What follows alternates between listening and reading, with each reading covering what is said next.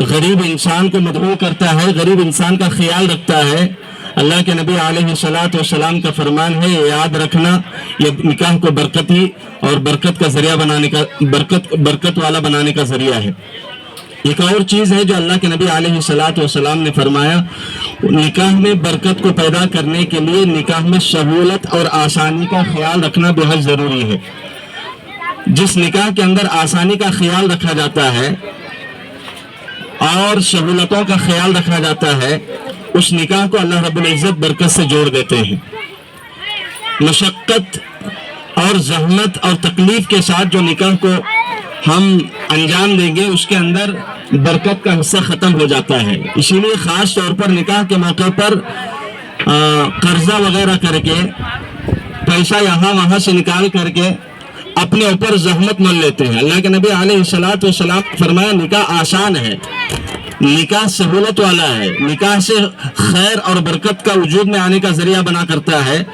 اگر میں اور آپ سنتوں کا راستہ اگر چھوڑ دیں گے، اللہ کے نبی علیہ السلام کا بتلایا ہوا راستہ اگر چھوڑ دیں گے، تو جو نکاح میرے اور آپ کے لیے خیر کا ذریعہ ہے، برکت کا ذریعہ ہے، یہ زحمت اور تکلیف کا ذریعہ بن جاتا ہے۔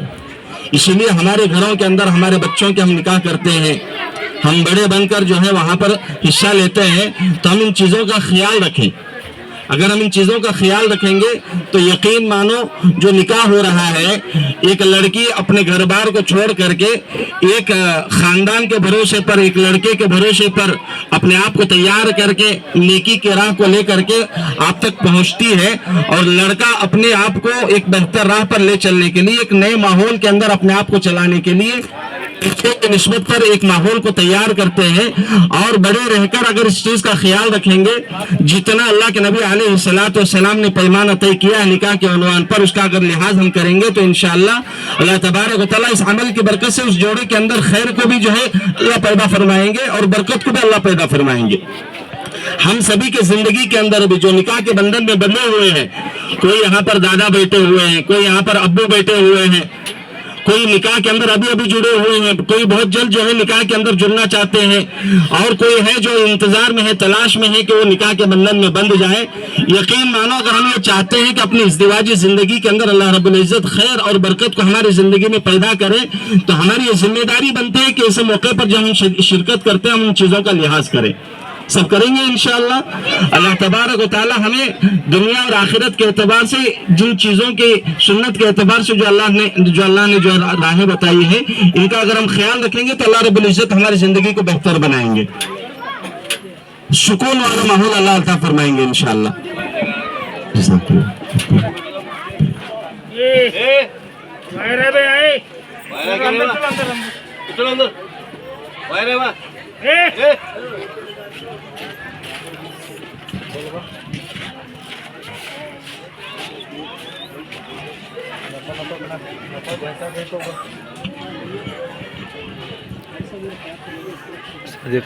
تو ادھر جا کر سب فون ہے، کس کا فون؟ تو نکاح کا اہم ترین موقع ہے۔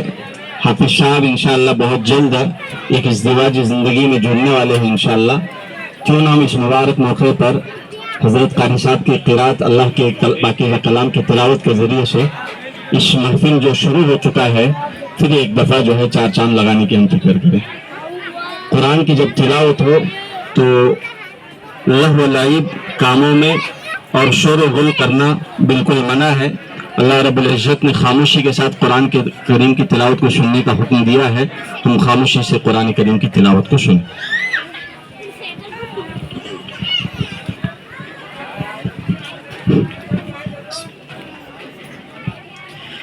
أعوذ بالله من الشيطان الرجيم بسم الله الرحمن الرحيم كلا والقمر والليل إذ أدبر والصبح إذا أسفر إنها لإحدى الكبر نذيرا للبشر لمن شاء منكم أن يتقدم أو يتأخر كل نفس بما كسبت رهينة إلا أصحاب اليمين في جنات يتساءلون عن المجرمين ما سلككم في سقر قالوا لم نك من المصلين ولم نك نطعم المسكين وكنا نخوض مع الخائضين وكنا نقلب يوم الدين حتى أتانا اليقين فما تنفعهم شفاعة الشافعين فما لهم عن التذكرة معرضين كأنهم حمر مستنفرة فرت من قسورة بل يريد كل امرئ منهم أن يؤتى صحفا منشرة كلا بل لا يخافون الآخرة كلا إنها تذكرة فمن شاء ذكره وما يذكرون إلا أن يشاء الله هو أهل التقوى وأهل المغفرة صدق الله العظيم. تمام ساتن کی کاروائی سنو. اسمی دلہا معاوردت پگا حافظ حسین بن عبداللہ صاحب شیخ ساکن مدھون. اسمی دلہن روبینہ بنت امین صاحب جاتکار ساکن دیور پرگی. دلہے کے والدہ سرپرست کا نام امین صاحب ابن لال صاحب جاتکار ساکن دیور پرگی.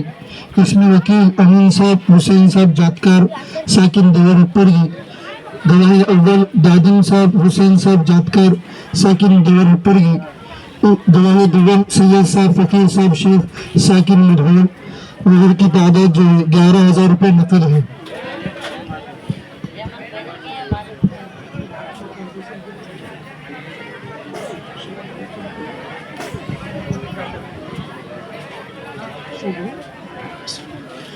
الحمد لله نحمده ونستعينه ونستغفره ونؤمن به ونتوكل عليه ونعوذ بالله من شرور أنفسنا ومن سيئات أعمالنا من يهده الله فلا مضل له ومن يضلل فلا هادي له ونشهد أن لا إله إلا الله وحده لا شريك له ونشهد أن سيدنا مولانا محمدا عبده ورسوله.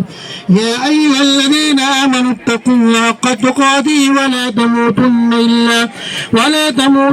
إلا وأنتم مسلمون. يا أيها الناس اتقوا ربكم الذي خلقكم من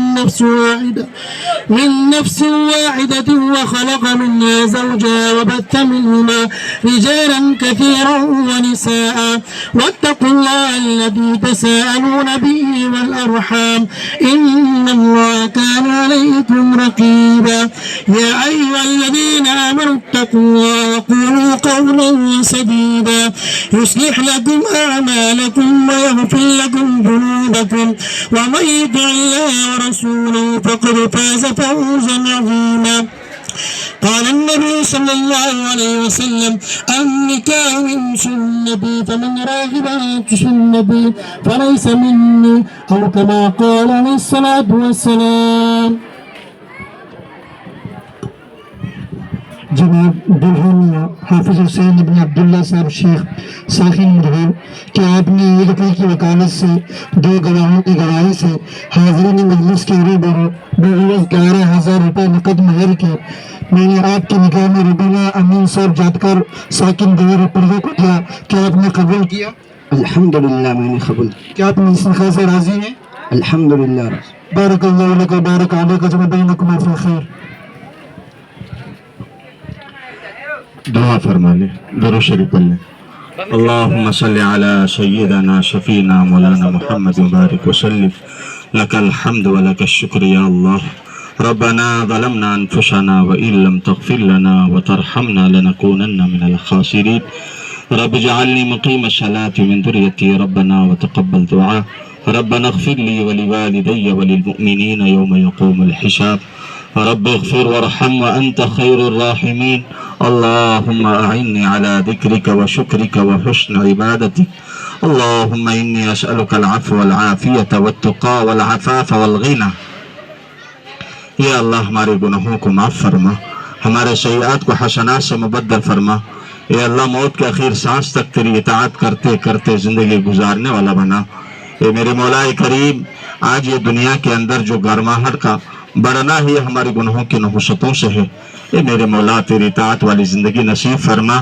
تیرے غیر مرضیات والی زندگی سے ہماری پوری امت مسلمہ کی ایک ایک مرد مومن، ایک ایک مرد اے اللہ عورت کی پوری پوری حفاظت عطا فرما. اے اللہ اس ہونے والے نکاح کو بے انتہا قبول فرما. اے اللہ خیر اور برکت کے نازل ہونے کا ذریعہ بنا. اے میرے مولا کریم، دونوں خاندانوں میں بے انتہا الفت و محبت کو پیدا فرما.